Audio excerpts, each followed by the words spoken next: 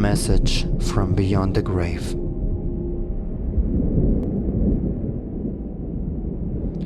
I have been an avid Christian my entire life, and I have never missed a Sunday Mass unless there were some unforeseen circumstances. I also donate regularly to the church, and I am regarded as a pillar of the community. I didn't lose my belief in God, even when my beloved wife of 30 years lost her battle to cancer. It was heartbreaking watching her once strong body wither away to nothing, but I knew deep down that it was God's will. My favorite thing to do each week after church is to complete the crossword puzzle in the local newspaper. I have a bit of a competitive nature and I strive to finish it as quickly as possible. A couple of weeks ago, I had just finished it when I noticed something odd.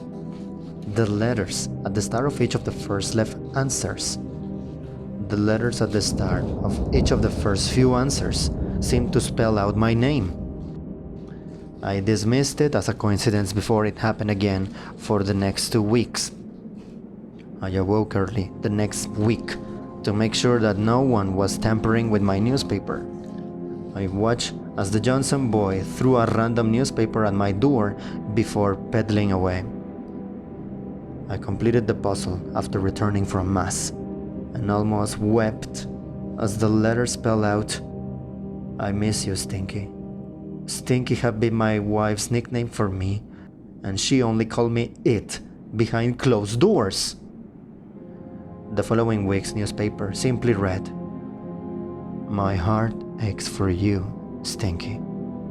I sobbed for hours while rereading that message multiple times. I knew what I had to do. I know what I had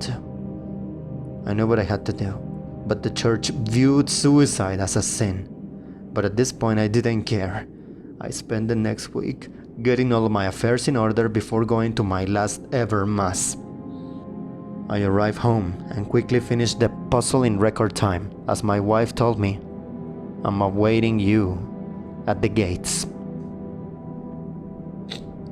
I hopped into a bathtub before carefully slicing open my wrists and felt my lifeblood pour for me while gazing up at the beautiful face of my wife who stood there with outstretched arms.